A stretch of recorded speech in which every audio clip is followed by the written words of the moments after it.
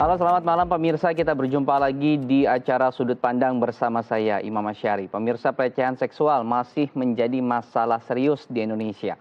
Komnas Perempuan mencatat lebih dari 430.000 kekerasan seksual terjadi pada tahun 2020. Komnas Perempuan bahkan menyebutkan bahwa setiap 2 jam setidaknya ada 3 perempuan Indonesia yang mengalami kekerasan seksual. Namun di saat yang sama, pengetahuan masyarakat dan juga kesadaran masyarakat mengenai pelecehan seksual masih tergolong rendah. Maraknya kasus viral pelecehan seksual pada akhir-akhir pekan ini menjadi refleksi bagaimana meningkatkan kepedulian dan juga membangun budaya berani dalam menghentikan aksi pelecehan seksual. Inilah yang akan menjadi tema pembahasan kita hari ini, Stop Kekerasan Seksual. Kementerian Pemberdayaan Perempuan dan Perlindungan Anak mencatat, sejak 1 Januari hingga 16 Maret 2021, terdapat 426 kasus kekerasan seksual dari total 1.008 kasus kekerasan terhadap perempuan dan anak. Hal ini seiring dengan maraknya aksi pelecehan seksual, baik dalam suatu lembaga instansi, dalam suatu organisasi, hingga ruang publik. Fakta menunjukkan pelecehan dan kekerasan seksual bisa terjadi kepada siapa saja, tidak hanya berupa tindakan secara fisik, ujaran, dan isyarat tubuh, namun melibatkan teknologi dan jejaring sosial. Baik, untuk membahas tema kita pada malam hari ini, ada 2 narasumber yang akan mendampingi saya. Yang pertama ada Ibu Margaret Robin Korwa selaku Asisten Deputi Pelayanan Perempuan Korban Kekerasan Kementerian Pemberdayaan Perempuan dan Perlindungan Anak. Selamat malam Ibu Ice. Selamat malam. Baik.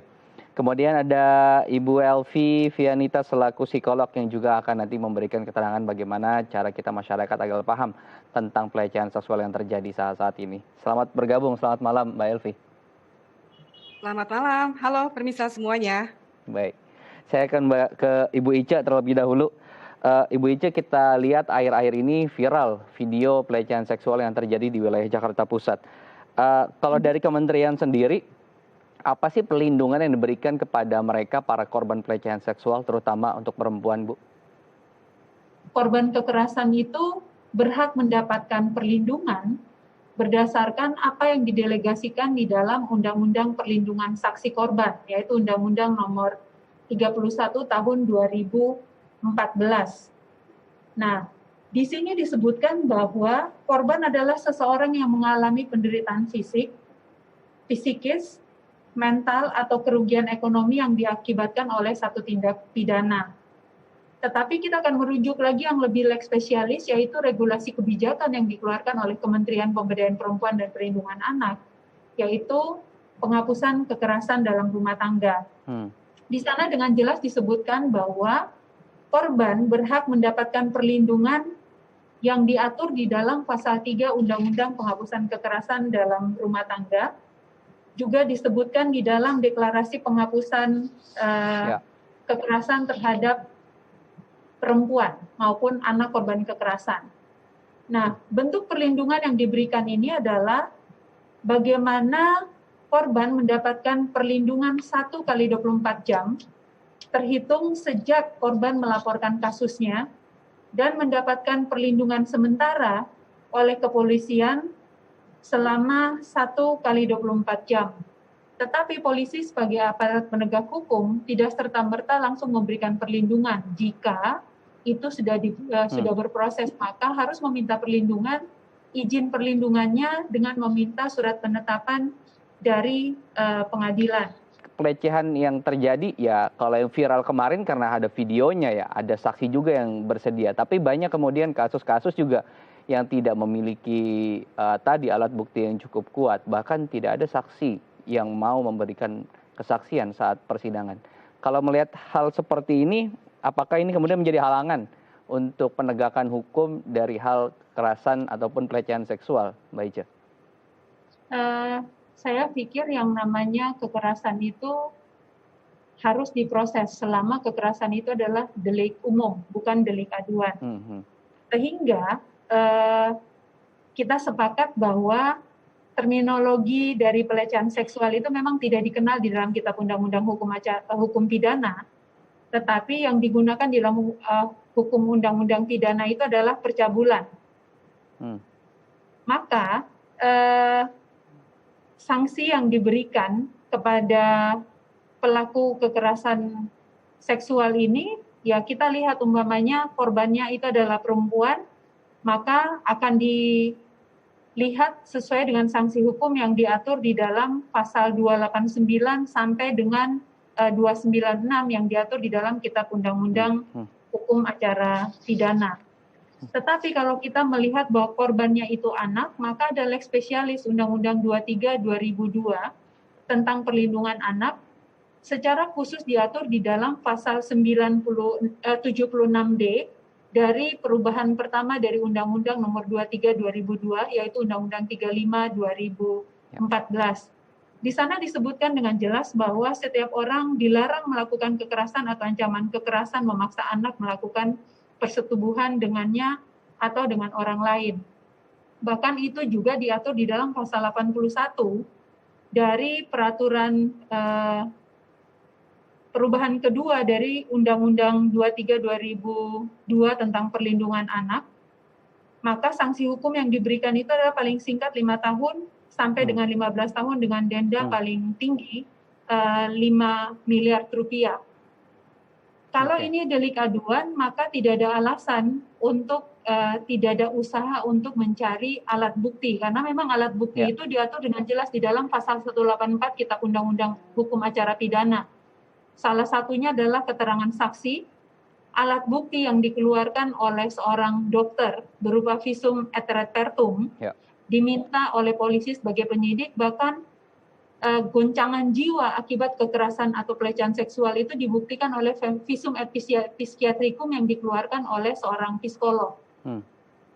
Jadi memang bagi kami zero toleransi polisi bahwa tidak ada toleransi sekecil apapun bagi kekerasan, sehingga kekerasan ini memang harus diproses secara hukum agar memberikan efek jera kepada pelaku kekerasan seksual maupun pelecehan seksual.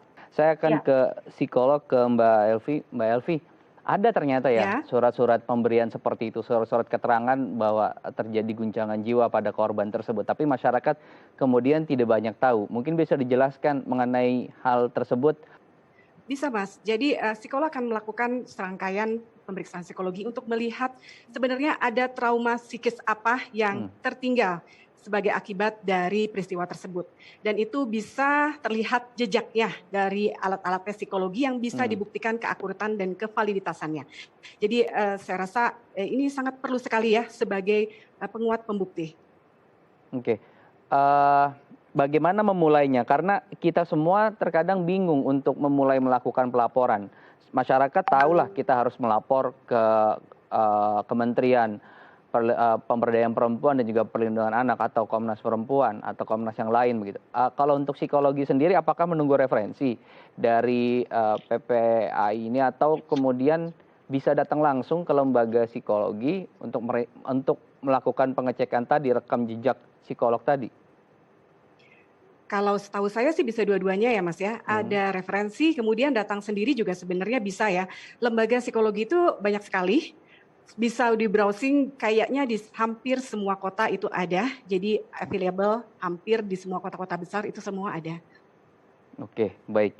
Kita harus jeda dulu karena ini kita harus mengedukasi masyarakat bahwa alat bukti tadi bisa kemudian dari hasil surat atau rekaman seperti itu, bisa dari rekaman handphone, dari saksi-saksi lingkungan. Kita akan edukasi nanti bagaimana cara masyarakat agar tadi aware untuk mengumpulkan alat-alat bukti tadi. Kita akan bahas nanti di segmen berikutnya. Jangan beranjak pemirsa, tetap bersama kami di Sudut Pandang.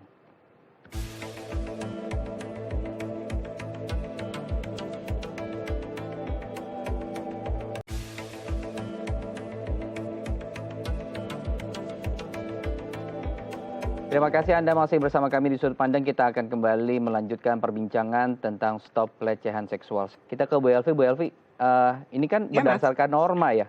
Norma bahwa ketika kita melakukan tadi kekerasan seksual atau pelecehan verbal tersebut di halayak ramai, ketika kita melihat itu sesuatu yang biasa, akhirnya tidak ada pelaporan gitu. Nah, ini permasalahan yang harus diselesaikan seperti apa? Apakah memang edukasinya norma kesopanan kita turun gitu? Kalau saya lihat di sini ada dua hal ya Mas ya. Yang pertama adalah yang namanya orang menjadi korban kekerasan, pada umumnya mereka mengalami kejadian yang bersifat traumatik. Nah, kalau orang sudah trauma, yang ingin dilakukan oleh tubuh dan mental dia pertama kali adalah dilupakan, semua direpress. Itu yang pada umumnya terjadi. Sehingga kalau dia mau melapor, dia kan harus mengangkat itu kembali ke ingatan ya. Itu adalah sesuatu yang sangat luar biasa berat sekali bagi orang yang sedang mengalami trauma. Belum lagi dia ngebayangin gitu ya. Nanti di kantor polisi dia harus mengulang-ulang cerita itu. Belum lagi dia membayangkan gak semua orang akan suportif dengan cerita dia dan mendukung. Dan belum lagi juga mungkin dia ada ketakutan juga ya, ada perasaan bahwa itu salah saya, begitu ya. Dan ada orang yang akhirnya menunjuk itu kan gara-gara kamu gitu ya. Akhirnya dia juga ada ketakutan pelakunya akhirnya tidak bebas dari segala hukuman. Nah, semua ketakutan-ketakutan itu membuat akhirnya beberapa orang memilih untuk tidak melaporkan. Dan di sisi lain saya juga melihat fenomena yang kedua adalah seperti ini, Mas. Entah kenapa ya, seharusnya yang namanya pelecehan seksual itu kan bisa dilihat dari bukan cuma pelaku dan korban ya. Di sekitar pelaku itu kan ada orang-orang. Di sekitar korban kan juga ada orang-orang ya. Yang kurang di Indonesia adalah pemberdayaan orang-orang yang berada di sekitar pelaku dan korban. Bahwa mereka juga memiliki peran yang sama untuk mengadukan. Bahwa mereka memiliki peran yang sama untuk melakukan sesuatu. Jadi sering kan ya kita kejadian ya, saya beberapa kali melihat gitu ya. Ini si pelaku, keluarganya tahu dia pelaku, teman-temannya dia tahu dia pernah melakukan sesuatu. Tapi mereka berpikir, sembunyikan ya. Sudahlah gitu ya, itu urusan dia gitu ya. Atau kadang juga karena kita melihat sisi positif dia yang lain, kita ingin melindungi dia dari jeratan hukum gitu ya. Kita nggak berani untuk mengadukan dia. Jangan. Pelecehan seksual adalah pelecehan seksual. Kita harus melakukan sesuatu. Nah, kemudian terkait dengan orang-orang di sekitar korban ya. Kita tahu seperti yang saya ceritakan tadi, yang namanya mengungkit kejadian traumatis itu luar biasa. Saya acungi jempol dengan perempuan-perempuan yang berani mengadu. Itu pasti luar biasa sekali pergulatan batinnya untuk akhirnya berani untuk mengadu. Nah, kalau melihat kasus seperti ini, dukungan orang-orang yang berada di sekitar korban itu luar biasa penting sekali. Dan saya nggak ngerti ya, apakah dimungkinkan jika lingkungannya yang mengadukan, lingkungannya yang lebih membukakan jalan dan memberikan support sepenuhnya kepada korban. Nah, tadi pertanyaannya adalah ke Mbak Ice tadi ya, apakah mungkin untuk saksi atau lingkungan sekitar kita melakukan pelaporan terhadap tindakan seperti itu, tindakan pelecehan tadi? Kalau berbicara tentang kekerasan seksual, maka pertama yang dilakukan adalah pendampingan seperti yang tadi disampaikan oleh Mbak Elvi, bahwa supporting orang terdekat itu penting.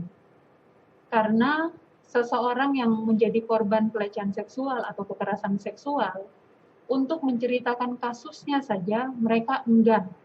Karena tanpa kita sadari, petugas layanan bisa melakukan pengulangan kekerasan dengan menanyakan pertanyaan yang berulang-ulang. Sehingga dukungan orang terdekat untuk membuktikan bahwa dia sebagai korban itu sangat penting. Jadi proses hukumnya itu bisa berjalan dengan baik sesuai dengan peraturan perundang-undangan yang berlaku. Baik, saya akan jeda dulu. Kita akan break dulu, Bu Elvi, Mbak Ica, kita akan break dulu. Nanti usai jeda kita akan lanjutkan perbincangan. Jangan beranjak, pemirsa, tetap bersama kami di Sudut Pandang.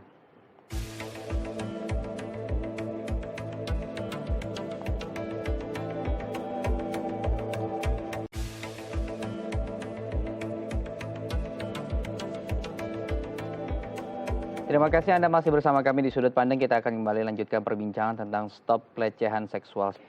Bu Elvi, kita lihat masyarakat saat ini kan sebetulnya ada di sekitar kita begitu ya, pelaku-pelaku pelecehan seksual gitu. Terkadang susah untuk kita melakukan identifikasi sampai mereka kemudian melakukannya secara verbal atau secara langsung yang kita lihat tatap muka langsung begitu ya. Kalau kita lihat seperti ini, sebetulnya pelecehan seksual, pelaku-pelaku seperti ini memiliki kelainan atau memang karena lingkungannya menjadikan itu sebagai hal yang biasa, jadi mereka biasa saja melakukan seperti itu. Apa sih kemudian yang membentuk mereka akhirnya melakukan hal-hal seperti ini, Mbak Elvi?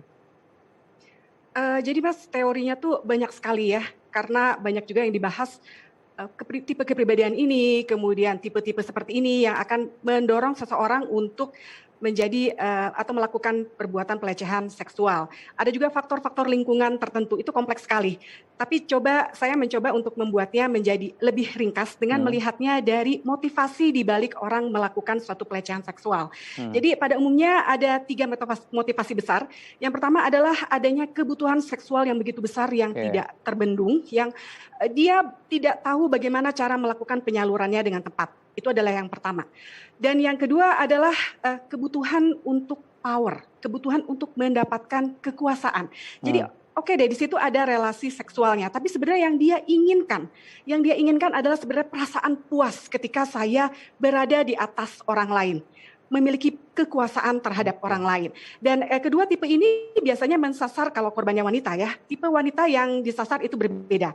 Jadi kalau karena alasan kebutuhan seksual yang besar, pada umumnya mereka mencari sasaran perempuan yang feminim, ya. Sementara yang kedua ya, untuk memuaskan kebutuhan power akan kekuasaan, pada umumnya mereka akan mencari orang-orang yang rawan, ya, orang-orang yang berada di bawah kekuasaan mereka, orang-orang yang pernah trauma, orang yang dengan gampang dimanipulasi. Jadi kalau teorinya sih ada beberapa golongan tertentu yang memang rawan untuk mendapatkan pelecehan seksual, begitu ya. Nah, kemudian juga yang terakhir adalah pelecehan yang dilakukan lebih karena dia ada identitas gender yang merasa terancam, ya. Bisa karena seperti itu, nggak ada alasan kebutuhan seksual, tapi dia merasa identitas dia pada umumnya ini terjadi pada pria ya, identitas dia sebagai pria yang dominan itu terancam, ya. Jadi kejadian ini biasanya terjadi pada pria yang memiliki stereotip gender yang kaku, bahwa laki-laki adalah harus begini. Begitu dia bertemu dengan perempuan yang lebih kompetitif, yang lebih kompeten, yang lebih agresif, yang lebih maskulin, dengan posisi yang lebih tinggi, ada yang terluka dari sisi harga diri dia sebagai pria, dan dia menyalurkannya dengan melakukan pelecehan seksual, baik secara langsung ataupun tidak, ya. Nah, lucunya yang ketiga ini, dia akan mengincar perempuan-perempuan yang justru lebih dari dia, begitu. Jadi ada tipe-tipe yang berbeda di sini. Oke, baik. Tapi saya belum menemukan penjelasan untuk yang iseng. Sebetulnya kan banyak sekarang secara verbal, apalagi digital ya, orang suka melakukan komen bersenda gurau, guyon, istilah-istilah seperti itu, kemudian kita masukkan gitu. Tapi itu berbau pelecehan seksual gitu. Ini masuk motivasi yang mana? Dan apakah ini juga masuk sebagai perilaku kelainan secara psikologis? Nah, sebenarnya bisa begini Mas, bisa salah satu dari yang ketiga saya sebutkan di atas, atau dia sebenarnya cuma copying. Dia ngelihat orang lain melakukan tersebut, nggak ada sanksinya, nggak ada punishment-nya, dia ikutan gitu. Bisa seperti itu juga. Jadi kita hidup di dalam sebuah konvensi sosial ya. Kalau kita melihat sebagian besar orang melakukan itu, lama-lama kita akan melihat itu sebagai sebuah kewajaran. Kita juga terdorong untuk melakukannya. Nggak ada sanksinya ini kok, bebas-bebas saja gitu ya. Tapi perhatikan deh, kalau sebuah diskusi semakin memanas, ada yang kontra-kontranya tuh tajam banget ya, kena banget, kemudian banyak lagi yang kontra lagi, pasti yang pro akan hilang lama-lama. Karena apa? Konvensinya menghilang. Kesepakatan sosial bahwa yang terbesar itu benar, tiba-tiba pudar begitu. Normalisasi norma yang salah gitu ya. Ya benar. Jadi copying syukurnya selalu ada yang kontra Mas, syukurnya. Jadi copying ini sepertinya banyak, apalagi era digital seperti sekarang gitu. Ya, saya akan betul, ya. ke Bu Ice, kalau yang model-model seperti ini motivasinya hanya iseng, copy gitu ya, melihat orang lain melakukan hal yang sama terus tidak ada penindakan. Apa kemudian imbauan untuk mereka-mereka ini? Karena kalau di media sosial era digital seperti sekarang sepertinya banyak pelaku-pelaku pelecehan seksual model seperti ini, Bu Ice. Ya, jadi pastinya edukasi kepada publik itu sangat penting. Karena melalui edukasi ini akan memberikan pemahaman kepada masyarakat kita tentang bahaya pelecehan seksual atau kekerasan seksual. Karena kekerasan seksual maupun pelecehan seksual ini bisa terjadi kepada siapapun, entah itu keluarga terdekat kita, bahkan pelakunya adalah orang-orang terdekat kita. Kedua, pemberian literasi terkait dengan perlindungan diri atau self-protection, itu ditujukan kepada perempuan dan anak sebagai kelompok yang rentan, agar tidak mudah menjadi korban kekerasan seksual atau pelecehan seksual, baik verbal maupun non-verbal, ataupun modusnya, seperti yang tadi disampaikan oleh modus, ya. Mbak Elvi. Iya, karena self-protection ini bisa menjadi kemampuan untuk memfilter perilaku orang-orang sekitar. Mhm. dan korban atau yang akan menjadi korban bisa menolak perilaku menyimpang atau melakukan langkah-langkah antipasi untuk mencegah jika dirinya berpotensi menjadi korban. Ya. Tapi di sisi lain, karena anak itu kan anak yang kadang-kadang belum mengerti, belum bisa membedakan. Kalau kita orang dewasa kan bisa langsung menarik diri Ya. ataupun menghindar. Kalau anak-anak kan tidak menghindar, sehingga mengedukasi anak tentang memahami bagian tubuh mereka, mana yang boleh disentuh dan mana yang tidak boleh disentuh, agar anak-anak ini lebih memahami tentang tubuh mereka sendiri. Nah, mungkin kekurangan kita, mungkin ini nanti Mbak Elvi juga bisa menyampaikan bahwa sex education di Indonesia bagi keluarga Indonesia, bagi kelompok-kelompok tertentu itu kan Masih jadi yang tabu ya. Iya, tapi semestinya harus membicarakan tentang bagian tubuh tuh sejak dini. Mengajari anak-anak atau kelompok rentan ini bahwa ada bagian tubuh mereka yang sifatnya pribadi. Batas-batas tubuh mereka, bahwa batas-batas tubuh ini maksudnya ada yang harus menyentuh bagian privat, itu mungkin hanya orang tuanya, ataupun orang lain tidak boleh. Terus mengajarkan anak bahwa tidak ada seorang pun yang boleh memotret bagian tubuh mereka. Ini kan kita bicara tentang kekerasan gender berbasis online. Terus kita juga mengajarkan anak-anak tentang kata sandi, umpamanya dia tidak merasa nyaman dijemput di sekolah, umpamanya di luar pagar. Itu ada kata sandi yang diajarkan oleh orang tua dan itu hanya diketahui antara orang tua dan anak mereka. Karena pelecehan seksual atau kekerasan seksual ini bisa terjadi di ranah publik ataupun ranah domestik yang memang ranah keluarga, bisa terjadi di instansi seperti yang tadi sudah disampaikan oleh Mbak Elvi tentang relasi kuasa. Bahkan bisa terjadi di organisasi, khususnya percaturan politik, bahkan menjadi tantangan utama di era digital ini, bahwa pelecehan seksual berbasis dunia maya ini pengawasan dan edukasinya harus diperketat. Sehingga masyarakat Indonesia smart, pandai, pintar menggunakan media sosial secara sehat. Baik, jadi sekali lagi karena udah 5G gitu ya, jangan sampai kemudian konten kita dilengkapi dengan hal-hal seperti ini. Intinya adalah edukasi tadi. Baik, Ibu Elvi dan juga Ibu Margaret, terima kasih sudah berbagi informasi di sudut pandang kali ini. Semoga informasi bermanfaat dan kita harapkan juga awareness masyarakat terkait tadi ya kasus pelecehan seksual ini bisa semakin meningkat dan kemudian menekan angka-angka pelecehan seksual yang terjadi di sekitar kita. Terima kasih. Ya, pemirsa, sudah perjumpaan kita hari ini di Sudut Pandang. Saya Muhammad Syari mewakili kerabat kerja yang bertugas pamit undur diri. Kita akan berjumpa lagi di Sudut Pandang pekan depan dengan tema yang berbeda.